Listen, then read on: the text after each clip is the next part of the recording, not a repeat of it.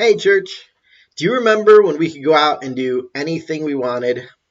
Do you remember when we could go to a store and not have to worry about a face mask or using hand sanitizer? Do you remember when gas was as cheap as it is right now? Do you remember? Welcome to today's 5-minute thought, where we're going to be talking about remembering. I've been thinking a lot about the past. Some of it wasn't that long ago, just a couple of weeks, as a matter of fact. Other parts of it have me reminiscing of when I was in high school, like driving up to a gas station and being able to fill up my tank for under $20. Before we jump into our passage today, I need to give you a little background. We're going to be in Joshua chapter 4. Let me remind you of some of the key events in the nation of Israel's history. First, Joseph is sold into slavery by his brothers. He ends up in jail. He eventually moves up in Pharaoh's ranks, and in the midst of a great famine, he's able to bring his entire family down to Egypt to be with him. His family grows into a nation. After Joseph's death, a new Pharaoh begins to reign, and he treats the people of Israel pretty harshly. They were oppressed by the Egyptians for hundreds of years. An unlikely hero by the name of Moses is called by God. He reluctantly obeys and confronts Pharaoh with the 10 plagues that God sends. The 10 plagues end with the death of the firstborn son. God, during the midst of this, initiates a Passover feast. Literally, God passes over those who would put blood on their doorposts. The Israelites are commanded to participate in the Feast of Unleavened Bread during this time in order to, as Exodus 13 verse 3 tells us, remember the day in which you came out from Egypt, out of the house of slavery, for by a strong hand the Lord brought you out from this place. Pharaoh agrees to allow the people to leave, but soon he regrets his decision and sends an army after them. At the edge of the Red Sea, Moses holds up his staff and the people cross over on dry ground. He leads the people out of slavery. It doesn't take long before the people disobey and they turn away from God. They don't trust that God will keep his promises when they come to the promised land. Because of their wickedness, God punishes them and they travel for 40 years through the wilderness. After the 40 years, Moses dies, the people are at the edge of the Jordan River, and they cross over on dry ground, much like the Red Sea. But they're given a specific task to do before the water comes back, before those on the ark leave the midst of the Jordan and the water returns. They're to take up memorial stones. And here's where our story picks up. It's Joshua chapter 4, verse 1.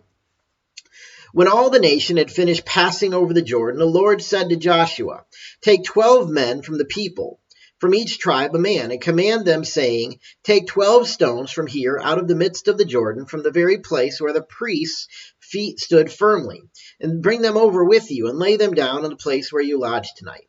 Then Joshua called the 12 men from the people of Israel, whom he had appointed, a man from each tribe. And Joshua said to them, pass on before the ark of the Lord your God into the midst of the Jordan, and take up each of you a stone upon his shoulder, according to the number of the tribes of the people of Israel, that this may be a sign among you. When your children ask in times to come, what do these stones mean to you?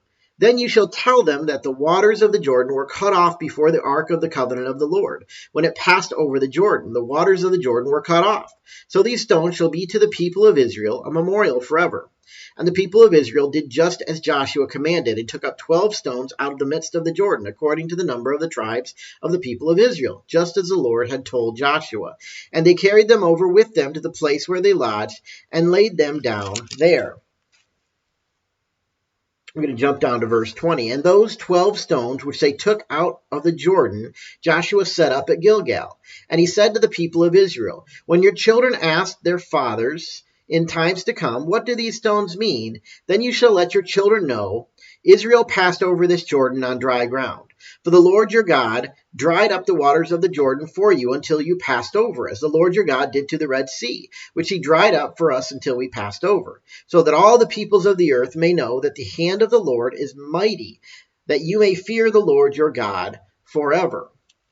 Remember, a couple of weeks ago, we remembered Jesus' death, burial, and resurrection during the Easter holiday.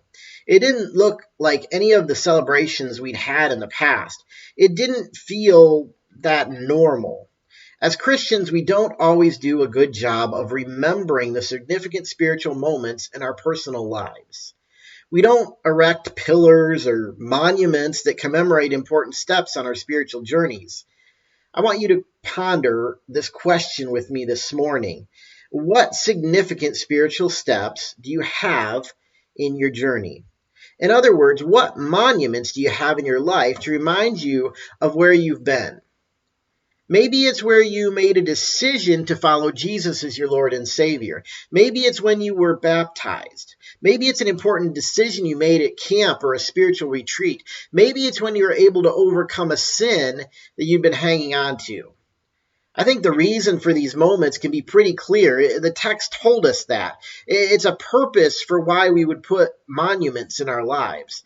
It wasn't to praise our own accomplishments. It wasn't to praise their accomplishments or even praise their abilities. It was first to help them remind their children and point them back to God. Secondly, it was for all the people of earth to see God's might and power. Now, we've been traveling through this quarantine not for 40 years or even for 40 days at this point.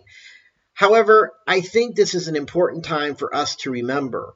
Remember where we've been. Think about the important moments in your spiritual walk and remember the things God has done in your life. Maybe you can tell your children or grandchildren about some of these moments over the next week or two. Second, the Israelites had just come through hundreds of years of persecution and 40 years in the wilderness. Their life had been pretty hard, especially by today's standards. Their lives moving forward weren't going to be easier either. In the midst of this difficult time, they were able to take time to set up a monument to remember that God was faithful and that He keeps His promises. So, how is God keeping His promises to you today?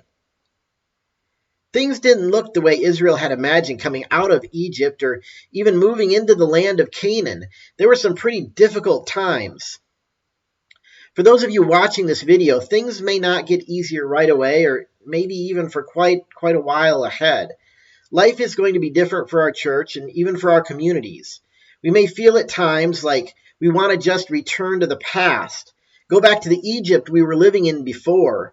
But God has something better in store for our future. We need to remember the works He has done. Remembering brings assurance that God will keep His promises. Let me say that again. Remembering brings assurance that God will keep His promises.